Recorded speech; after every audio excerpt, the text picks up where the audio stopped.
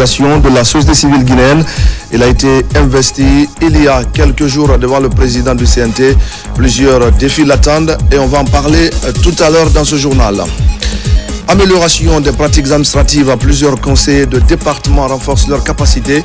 Une action mise en œuvre par le secrétariat général du gouvernement pour plus d'efficacité dans la conduite des affaires publiques. Développement communautaire, plus de 32 km de pistes rurales sont reprofilées dans le district de Brissa à Farana.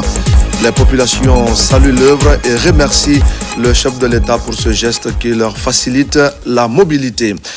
Bonjour à tous, c'est une étape importante que la Guinée vient de franchir dans le processus de son développement. Le Premier ministre a lancé ce week-end le dénombrement principal du 4e recensement général de la population et de l'habitation, une opération d'envergure qui mobilise plus de 23 000 agents et qui devra faciliter la mise en œuvre des politiques publiques. Ousmane Bangoura. Après des semaines de formation et de préparation logistique, 23 400 agents recenseurs sont désormais prêts à aller sur le terrain. Ils vont parcourir villes, quartiers et villages pour collecter des données fiables sur la population et les logements.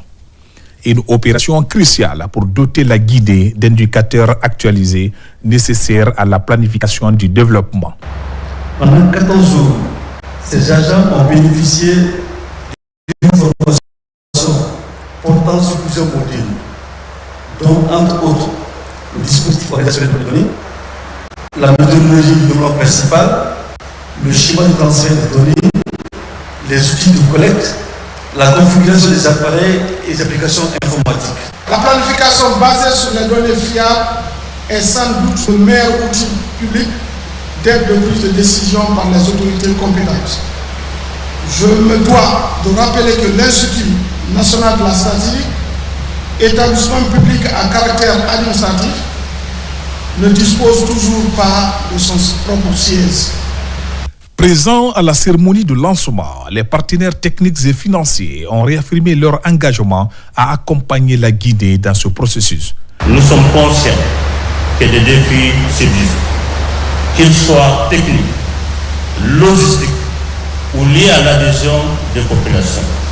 Mais ces défis peuvent être surmontés grâce à une approche fondée sur la transparence, la coordination multisectorielle et la mobilisation citoyenne.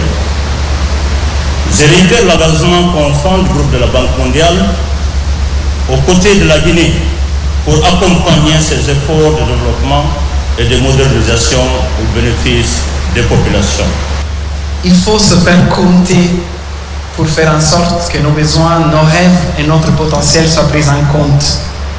Donc, continuons nos efforts communs. Aujourd'hui, on est tous et toutes des agents de recensement avec notre gilet. Et encore une fois, un grand remerciement et un encouragement pour le succès de cet exercice de développement principal. Pour le ministre du Plan et de la Coopération internationale, ce 4e recensement est une étape décisive pour la Guinée. Le dénombrement principal du RGPH4 est à inscrire dans le sillage de la vision structurante du président de la République, son Excellence le général Mamadi Doumbouya, chef de l'État, qui a fait de la maîtrise de nos données, de la modernisation de notre gouvernance et de la planification rigoureuse au développement des piliers essentiels de son programme de transformation nationale. Dans le cadre du programme Simonu 2040, programme de développement socio-économique durable et responsable, le recensement n'est pas un événement isolé. Il est un outil stratégique de souveraineté et d'efficacité, mais aussi un outil extrêmement important qui nous permettra de suivre, d'évaluer, d'ajuster nos politiques publiques. Le Premier ministre Amadou Ouriba a pour sa part invité les populations à s'impliquer pleinement dans cette opération d'intérêt national. Ce recensement général de la population et de l'habitat concerne toutes les personnes qui habitent en Guinée. Le recensement général permettra par la suite de savoir il y a combien de populations d'origine étrangère, de nationalité. C'est tout cela qui nous permettra d'avoir une idée extrêmement précise En ce qui concerne l'habitat, c'est très important de répondre avec exactitude. Est-ce que nous sommes propriétaires? Est-ce que nous sommes locataires? Cela aussi peut permettre d'envisager. S'il n'y a que des locataires, les pouvoirs publics auront une obligation d'envisager une politique publique en ce qui concerne l'accès au logement. D'où la nécessité de répondre au questionnaire avec beaucoup plus de fiabilité. Ce dénombrement principal du 4e recensement général de la population et de l'habitation va s'étendre sur 4 semaines. Il constitue une opération essentielle pour mieux connaître la Guinée d'aujourd'hui et mieux préparer celle de demain. Direction Kindia maintenant pour parler de la tenue d'une cérémonie importante, l'investiture du nouveau président du Conseil national des organisations de la société civile de Guinée à l'Assemblée du Beau Monde. Un moment clé pour la société civile qui joue un rôle essentiel dans le développement et la démocratie du pays. L'événement s'est déroulé en présence du président du CNT, Dr Dansa Kourouma, lui-même issu de cette organisation. Les détails avec Ablé Diallo. À Kindia, sous une fine pluie ce samedi, les représentants des diverses organisations de la société civile et d'autres invités de marque se sont rassemblés pour prendre part à cette passation de pouvoir à la tête du Conseil national des organisations de la société civile guinéenne. Désormais, Ange Gabriel Abba est le nouveau président de cette grande plateforme de la société civile. Il prend les rênes de l'organisation dans une atmosphère empreinte de joie et de convivialité, soulignant ainsi l'unité, la transparence et l'engagement citoyen des membres du CNOX. Nous sommes prêts et nous avancerons, unis dans la responsabilité, portés par la confiance des organisations membres et inspirés par la quête permanente d'un idéal citoyen partagé. Notre investiture intervient dans un contexte national particulier. Depuis le 5 septembre 2021, la Guinée vit une transition politique qui appelle chaque acteur à une responsabilité accrue. La société civile, en tant que gardienne des principes démocratiques et sentinelle citoyenne, se doit de jouer un rôle actif, critique, mais constructif, pour accompagner ce processus jusqu'à un retour à l'ordre constitutionnel dans la paix, la justice et l'inclusion. Ce changement à la tête du Conseil national des organisations de la société civile guinéenne ouvre de nouvelles perspectives promoteuses pour la société civile en Guinée. Avec un leadership renouvelé, l'espoir est grand quant au rôle de la société civile dans la promotion de la démocratie. Au moment où un nouveau chapitre s'ouvre pour le CNOX, je tiens à féliciter chaleureusement l'équipe dirigeante sortante pour les efforts consentis et les acquis engagés. À la nouvelle équipe, je souhaite plein succès dans ses fonctions, avec l'assurance du soutien constant du MATD pour bâtir ensemble une société civile forte, professionnelle, autonome et au service du développement durable de notre pays, la Guinée. Cette investiture marque un tournant décisif pour la société civile guinéenne. Pour Dr Dansa Kourouma, lui-même produit de cette grande organisation, le moment est opportun pour les acteurs de la société civile à faire preuve d'engagement pour la défense des droits humains, mais aussi pour la participation citoyenne à l'édification de la nation. Je suis animé à la fois par une émotion sincère et une fierté légitime et une espérance profonde. Émotion d'abord, parce qu'en ces lieux se célèbre la vitalité d'une institution que j'ai eu le privilège de servir pendant plus de 8 années en qualité de président. 8 années marquées par des défis immenses, mais aussi par des conquêtes citoyennes que nous avons portées ensemble avec détermination, courage et lucidité.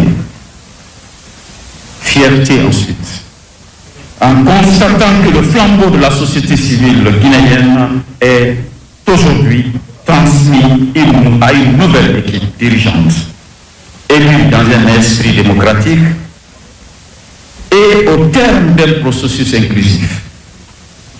À vous, membres de ce bureau élu, j'adresse mes félicitations les plus sincères, tout en vous exhortant à assumer cette noble responsabilité avec hauteur de vie, probité morale et engagement patriotique. Espérance enfin, car je demeure convaincu que le Conseil national des organisations de la société civile, fort de ses expériences passées et de ses ressources humaines de qualité, saura se hisser à la hauteur des exigences de l'heure. L'autre étape phare de cette cérémonie, c'est bien la remise des distinctions honorifiques aux personnalités qui ont brillé par leur engagement citoyen. Parmi elles, Dr Dansa Kourouma et Feu Ben Sekou Sylla, tous anciens présidents du CNOCS et dont les passages ont inspiré de nombreux Guinéens. Dans l'actualité encore, les travaux de construction du siège du tribunal de première instance de Mafanko évoluent à la satisfaction des autorités. L'infrastructure est composée de plus de 30 bureaux et de 4 salles d'audience. Le ministre de la Justice était sur le terrain pour constater l'évolution du chantier. Tcherno Younoussaba. Conformément à la maquette, le futur palais de justice du tribunal de première instance de Mafanko sort de terre. Une infrastructure moderne qui va intégrer toutes les commodités pour un meilleur cadre de travail. Sur le terrain, le ministre de la Justice évalue le chantier. 5 mois après sa dernière visite sur les lieux, le constat semble satisfaisant. Les grosses œuvres sont quasiment réalisées. Le bâtiment principal n'attend plus que de recevoir la toiture.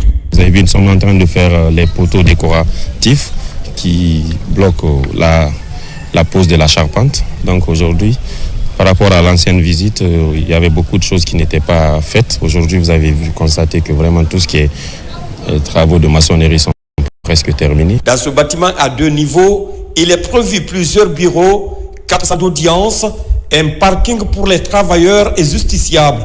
À terme, il devra donc faciliter la bonne administration de la justice. Par rapport à notre dernier passage ici, le cabinet et moi-même, nous marquons franchement notre satisfaction. Et les difficultés qui étaient liées au décaissement, le cabinet a fait tout le travail. Le retard qu'il y a aujourd'hui se situe au niveau des procédures financières. Nous allons nous y employer pour rapidement trouver la solution à cette difficulté. Le président de la République, dans sa vision, veut offrir au personnel judiciaire les commodités qui sied en termes d'infrastructure, en termes de logistique. Ce projet présidentiel entre dans le cadre de la modernisation des infrastructures judiciaires et pénitentiaires. Ici, le ministre de la Justice entend tout mettre en œuvre pour le respect du délai contractuel en vue du bon fonctionnement du service public de la justice. Des contrats de performance pour les différents services du ministère du Travail et de la fonction publique. Pour l'année 2025, le chef du département veut encore plus de résultats. Chaque entité sera donc évaluée sur la base de la mise en œuvre d'une feuille de route claire et précise. Mamadi Terna Kamisoko. Dans le cadre de la mise en œuvre du programme Guinée Vision 2040 qui requiert une forte implication des départements sectoriels, le ministère du Travail et de la fonction publique s'engage résolument sur la voie de la performance. Sous l'impulsion du ministre Faya François Bourouno, une culture du mérite et des résultats est désormais promue. Des contrats de performance sont signés avec les différents responsables des services. Quand on est dans la culture de la performance, on se fixe des objectifs et on se donne les moyens pour les réaliser. Et on évite le pilotage à vue. À date, chaque service connaît exactement quelles sont les actions inscrites dans son plan d'action. C'est pour permettre de recentrer vos efforts, d'être mieux efficaces. La modernisation de l'administration publique, notamment par la dématérialisation des procédures grâce au numérique, constitue un pilier central du plan d'action opérationnel du ministère. Monsieur le ministre a bien voulu nous assigner un certain nombre d'objectifs, dont la révision des différents tests législatifs et réglementaires l'élaboration de certains programmes et politiques publiques.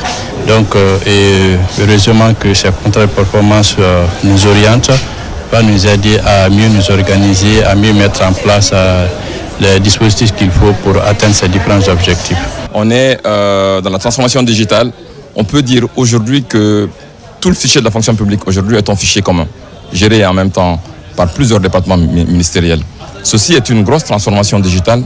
Le next step, c'est l'assainissement continu. C'est-à-dire aujourd'hui, l'entrée dans le fichier de la fonction publique est réglementée par une biométrie composite, le facial, l'iris et l'empreinte. Maintenant, à l'intérieur du fichier, il y a un assainissement continu. La signature de ces contrats de performance marque une avancée majeure dans la gouvernance administrative. Désormais, chaque service dispose d'objectifs clairs définis à court, moyen et long terme pour mieux orienter son action et répondre efficacement aux exigences de modernisation de l'État. Le secrétariat général du gouvernement renforce également les compétences des conseillers récemment nommés. Ces derniers étaient présents à une rencontre où la charte de la transition, le rôle du conseiller ou encore la confidentialité de l'information des services publics ont été largement débattus. La remise à niveau vise à promouvoir une meilleure efficacité dans l'administration guinéenne. Abakar Diaby et Morla Issouma. Ces derniers temps, le secrétariat général du gouvernement multiplie des initiatives pour renforcer la coordination et le contrôle de l'action gouvernementale à tous les niveaux. Par le biais de la direction chargée des hauts fonctionnaires, ce ministère stratégique met à l'école des nouveaux promus, issus de plusieurs départements ministériels. La démarche consiste à qualifier davantage l'administration guinéenne conformément à la feuille de route du gouvernement. Nous avons reçu aujourd'hui les promus des différents ministères qui viennent pour renforcer leur capacité dans le cadre de, si vous voulez, dans le cadre du respect du code de déontologie, du code de la bonne conduite, de la confidentialité. Ici, ces conseillers récemment nommés accordent un intérêt particulier aux différentes thématiques déroulées, notamment la charte de la transition, le rôle du conseiller et la confidentialité de l'information. Le résultat attendu, c'est leur opérationnalisation au sein des différents départements ministériels qu'ils occupent, et afin qu'ils soient les appuis réellement qu'ils sont. Ils font partie intégrante du cabinet, et donc pour pouvoir jouer leur rôle d'assistant et surtout d'impulsion de l'action gouvernementale au sein des différents départements. La formation nous a permis de nous acclimater un peu avec le code d'éthique et de déontologie du fonctionnaire, d'avoir plus d'informations sur la confidentialité des documents que nous traitons en tant que haut cadre de l'État, et ce qui est très important. Cette stratégie de modernisation des services publics interpelle désormais tous les hauts cadres de l'administration publique à l'abandon de mauvaises pratiques dans la gestion administrative. Et puis comment freiner l'utilisation du mercure dans les stations d'exploitation artisanale de l'or? La question était récemment en débat à Kankan. Il s'agit pour le projet Planète Gold Guinée d'impliquer les acteurs dans la lutte contre ce produit chimique très dangereux pour des vies humaines et pour des écosystèmes. Yamokaba. Dans les zones minières, l'utilisation du mercure dans l'orpaillage impacte les populations et l'environnement. À Kankan, ce problème de santé publique mobilise les acteurs de lutte pour couper la chaîne d'approvisionnement au niveau des exploitations minières artisanales à petite échelle de l'or. Au cœur de ce combat commun, Planète Gold Guinée est un partenaire de l'État pour contribuer à l'élimination de l'utilisation du mercure dans les mines artisanales. Dans nos 3 sites d'intervention, les artisans utilisent vraiment le mercure.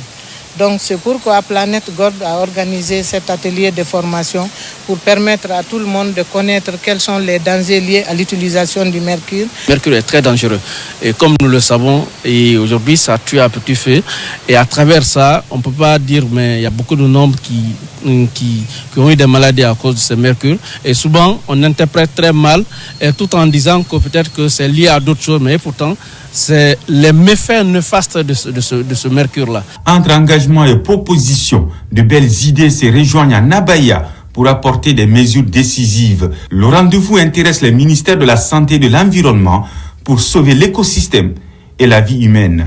Je sais désormais que les patients que je verrai, en tout cas dans le futur de ma profession médicale, qui viendrait surtout des zones minières ou des zones où vraiment cette exposition est forte, qui fera attention aux symptômes qui ont été décrits tout à l'heure, à savoir la toux, les irritations cutanées.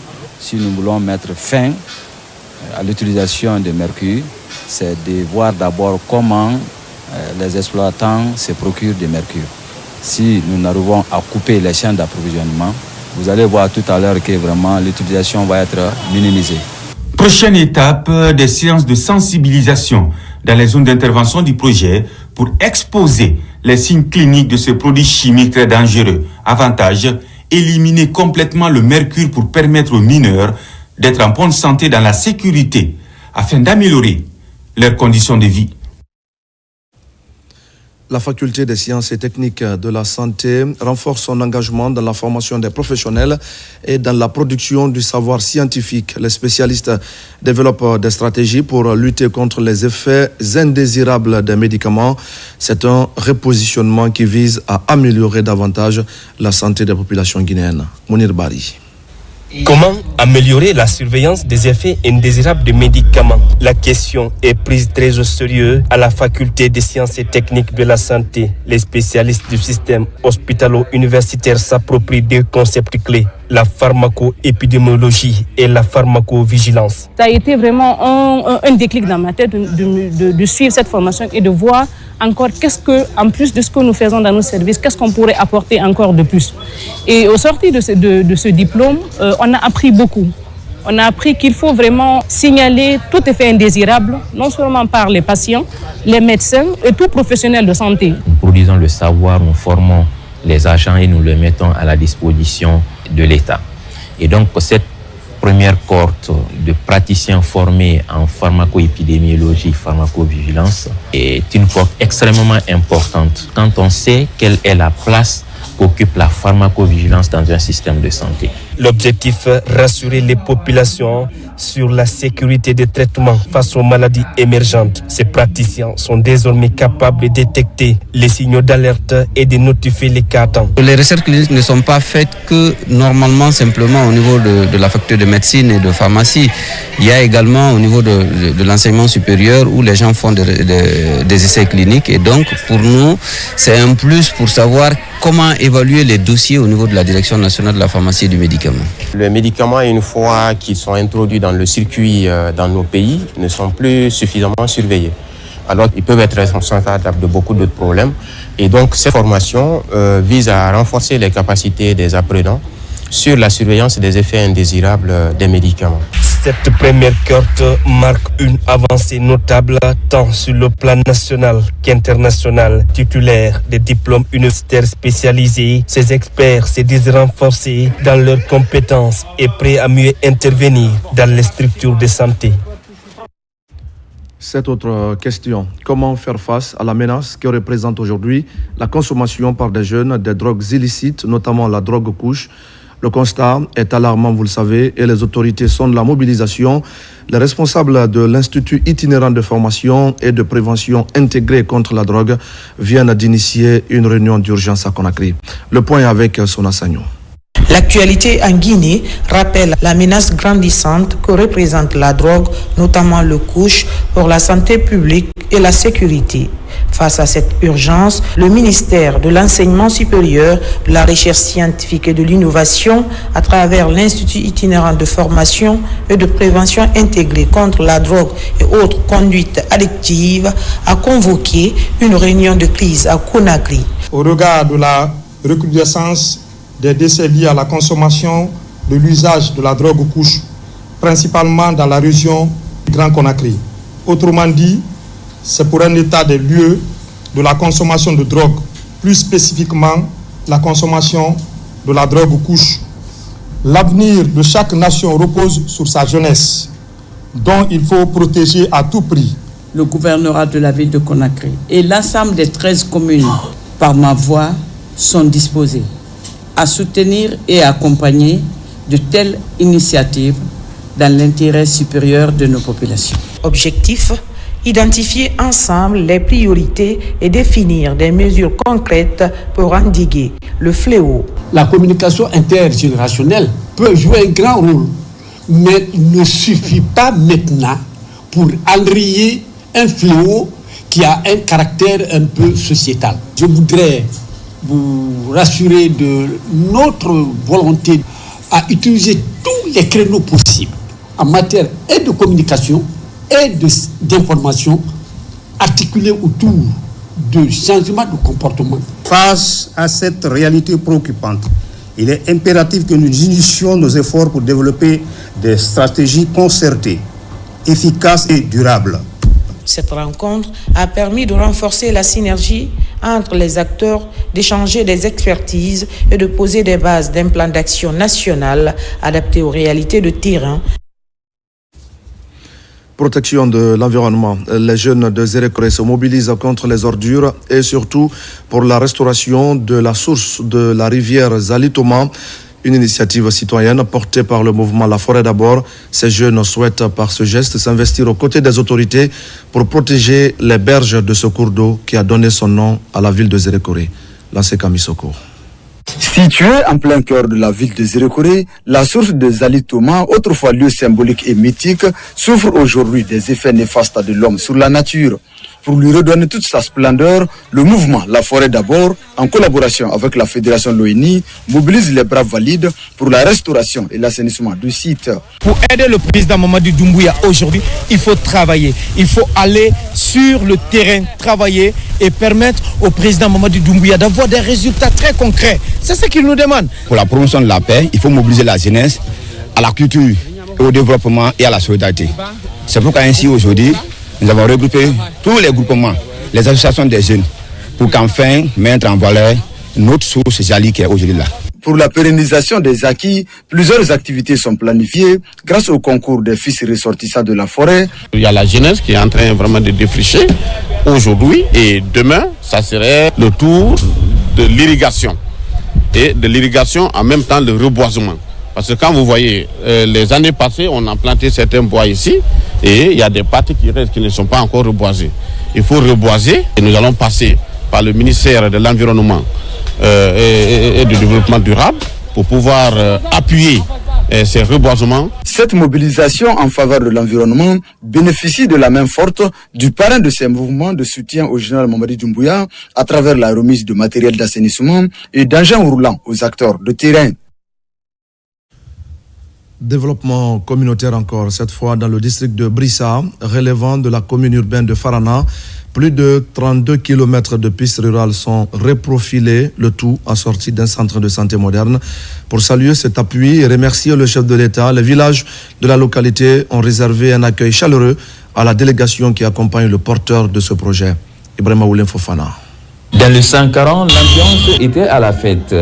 De Farana jusqu'à Brissa, les populations se sont mobilisées pour accueillir El Hadj Makangoulari, une liesse populaire pour célébrer le reprofilage des 32 km de pistes reliant Kongofaya à Walia en passant par Brissa. Autre symbole fort de cet élan de développement, le centre de santé moderne déjà opérationnel est au cœur des remerciements adressés à son initiateur en reconnaissance de son impact sur la couverture sanitaire locale. Nous avions toujours souhaité la réalisation de cette route, mais il a fallu l'implication d'un puissant comme El Hadj Makandi Oulari. Et c'est là grâce à l'arrivée du CNRD. C'est pour moi un honneur et un réel plaisir de prendre la parole devant ces hautes personnalités venues des différentes localités de Farana pour exprimer éloquemment leur attachement et leur soutien inconditionnel au général bâtisseur Mamadi Doumbouya. Cette grandiose mobilisation symbolise votre joie suite à la prise en charge de l'une de vos principales préoccupations, le reprofilage de cette piste rurale longue de 32 km. Dans cette ambiance de gratitude, les communautés bénéficiaires saluent les efforts du président de la République, le général Mamadi Doumbouya, pour ses actions en faveur du développement local. Cette route nationale RN29 est réalisée par Marc Entreprise pour rendre facile le transport. Avant, les patients souffraient énormément ici à Brissa par manque de centre de santé. Pendant la période de pluie, les gens souffraient énormément par manque de routes. C'est compte du ministère des Infrastructures et Travaux Publics. C'est la route nationale RN 29 et une longueur totale de 30 km avec un pont 15 dallos. Le délai d'exécution, c'est pour 7 mois. À la date d'aujourd'hui, nous sommes à peu près au PK9 sur le dégagement. À Brissa, toutes les couches sociales ont pris part à l'événement. Les chasseurs massivement mobilisés ont réaffirmé leur soutien aux actions de refondation. Sages et religieux ont quant à eux prié pour la paix, la stabilité et le progrès en Guinée. Et voilà, mesdames et messieurs, c'est la fin de ce journal. Merci à tous de l'avoir suivi. Je vous retrouve tout à l'heure à 17h pour un nouveau point sur l'actualité. À tout à l'heure.